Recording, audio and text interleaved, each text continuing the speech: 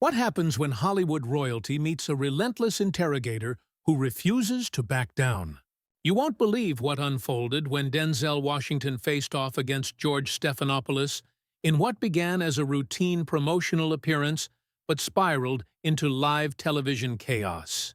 The episode delivered the kind of explosive confrontation that will be talked about for weeks. By the end, one of America's most respected actors walked off set in disgust. From the moment Denzel Washington stepped onto the stage, the tension was palpable. Fresh off promoting his latest directorial project, he appeared relaxed and ready to discuss his craft, his legacy, and the powerful themes in his new film. But Stephanopoulos had other plans. Instead of focusing on Washington's artistic vision, he came armed with accusations that quickly turned the interview into a minefield. "Denzel, welcome to the show," Stephanopoulos began, his trademark stern expression already set. Before Washington could settle into his chair, the host launched his first challenge. "Your recent comments about diversity in Hollywood have sparked controversy. Some critics are saying you're being hypocritical, given your own production company's hiring practices."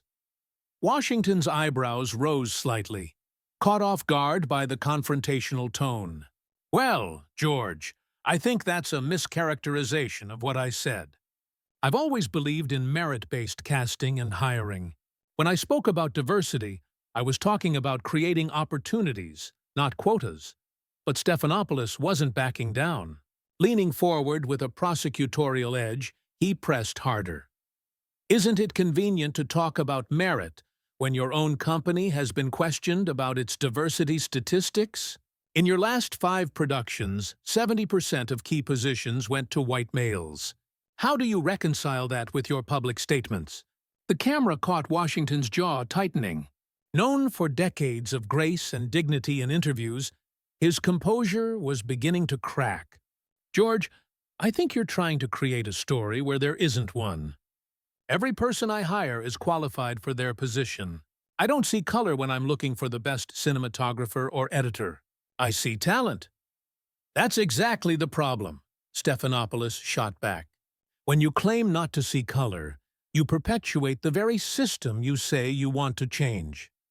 Are you saying you're immune to unconscious bias?" Washington shifted in his seat. "I've spent 40 years in this business fighting for roles, creating opportunities, and mentoring young actors of all backgrounds. I don't need to prove my commitment to anyone, least of all someone who's never walked in my shoes." The words struck a nerve. Stephanopoulos pressed even harder. "But that's exactly the attitude that perpetuates the problem. You're suggesting that because of your success, you're above criticism. What about all the talented actors of color who didn't get your opportunities?" "Don't you dare," Washington interrupted, his voice dropping to a dangerous whisper. "Don't you dare lecture me about opportunities for actors of color. I was fighting battles in this industry before you knew what a television camera looked like. I've opened doors that were slammed shut for generations." The host didn't relent. "But having opened those doors, are you still keeping them open? Or have you become part of the establishment others now have to fight against?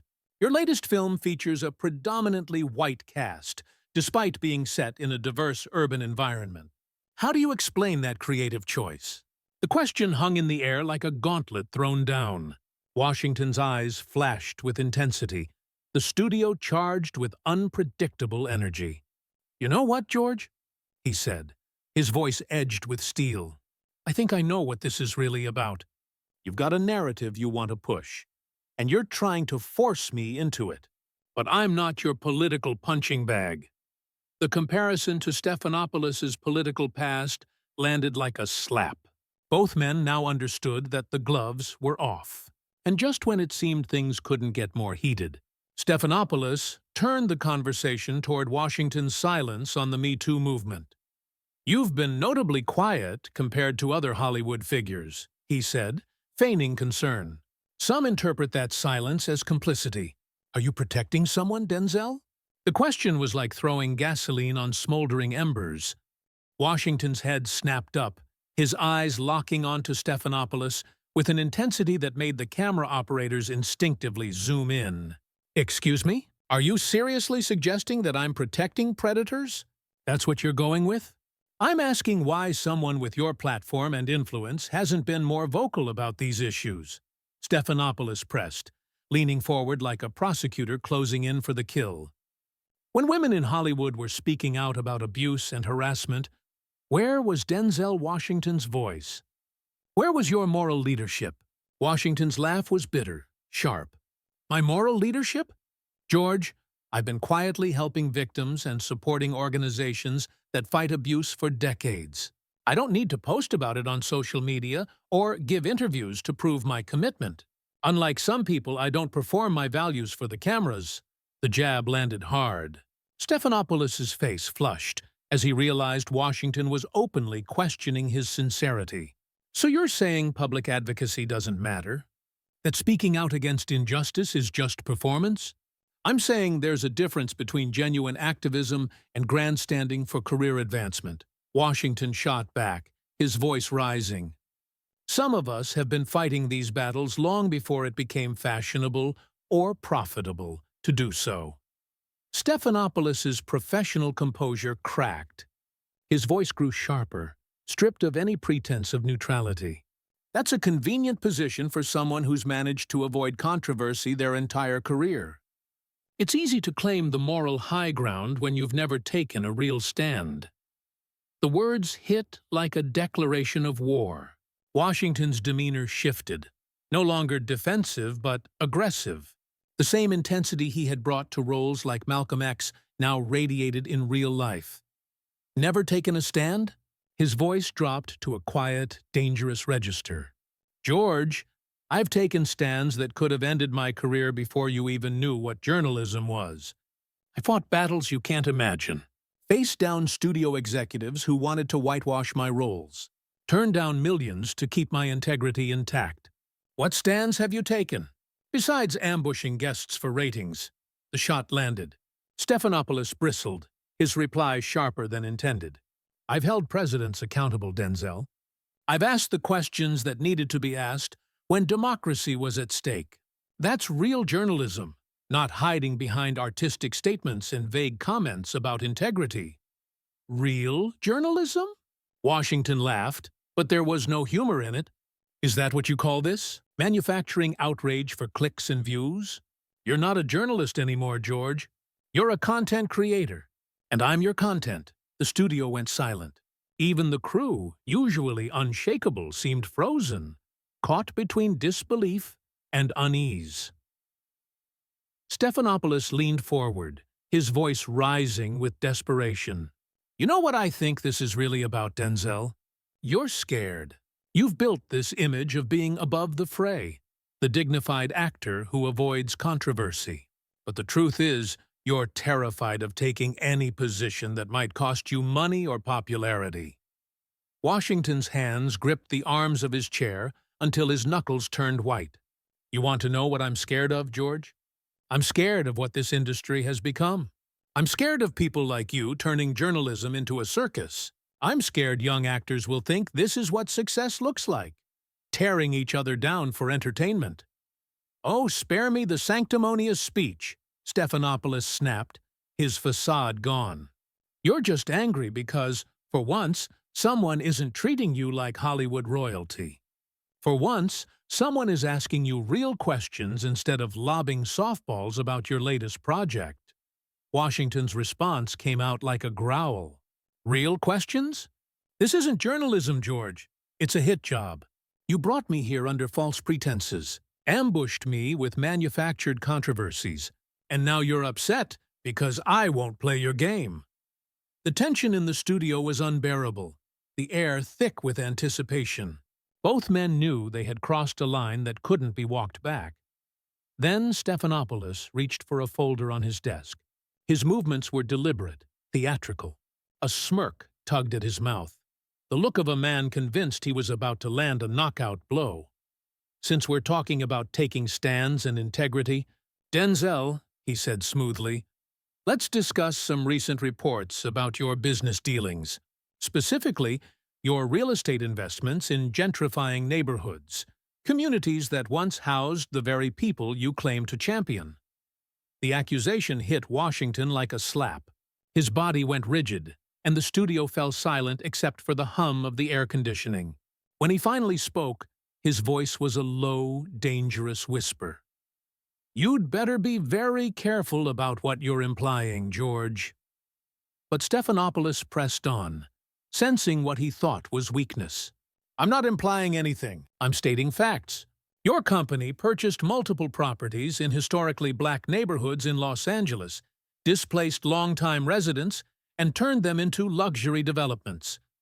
How do you reconcile that with your public image as a champion of the community?" Washington's face shifted through shock, anger, and then something that looked almost like pity. "George, you really don't know what you're talking about, do you? Those properties were bought to create affordable housing. Every single development includes units specifically reserved for long-time residents at below-market rates. But you didn't bother to research that, did you? You just saw an opportunity to create a gotcha moment." For the first time since the interview began, Stephanopoulos looked uncertain. A flicker of doubt crossed his face as he shuffled through his papers, but his pride wouldn't let him back down. "That's not what my sources indicate. The reports clearly show displacement and gentrification." "Your sources?" Washington leaned forward, his eyes blazing. "Let me guess. You got this from some gossip blog or a disgruntled former employee?" "Real investigative journalism. Did you call my office? Did you speak to any of the residents? Did you visit the properties? Or did you just decide that this fit your narrative and ran with it?" The silence that followed was deafening. It was clear to everyone in the studio that Stephanopoulos had been caught in a fundamental failure of basic journalism. His entire attack was crumbling, and Washington wasn't finished. "You know what's really sad about this, George? You had a chance to have a real conversation tonight. We could have talked about the challenges facing actors of color, the evolution of Hollywood, the responsibility that comes with success. Instead, you chose to turn this into a circus. You chose to attack my character based on half-truths and gossip." Stephanopoulos tried to regain control, his voice shrill and desperate. "I'm asking legitimate questions about a public figure who has influence and responsibility to the community." "No," Washington said, standing abruptly, his presence suddenly dominating the studio. "You're trying to tear down someone you see as successful because it makes for good television. This isn't journalism, George. This is exactly what's wrong with media today. You've confused conflict with content, controversy with conversation." The power dynamic in the room had completely shifted. Washington now stood tall while Stephanopoulos remained seated, looking smaller and more defensive by the second. The camera operators frantically adjusted their shots, sensing they were witnessing something unprecedented. "Sit down, Denzel." "We're not finished here," Stephanopoulos said, but his voice lacked any authority.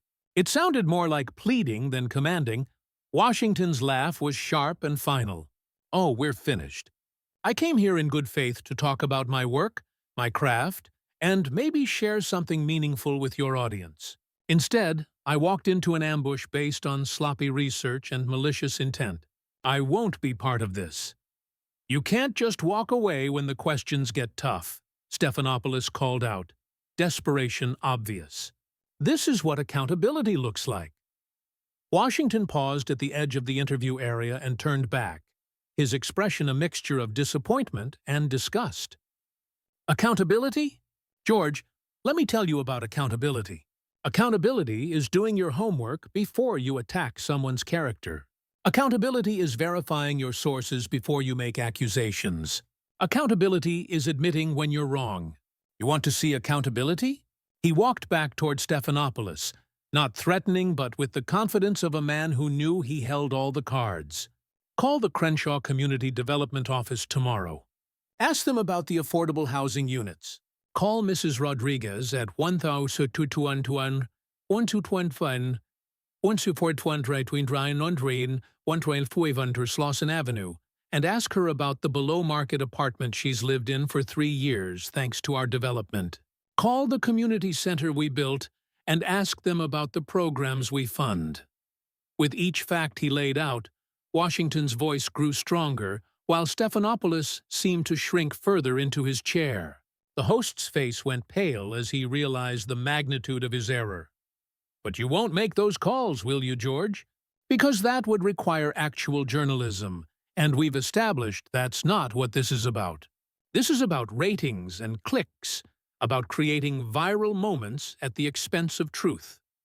Washington began removing his microphone, each movement deliberate and final.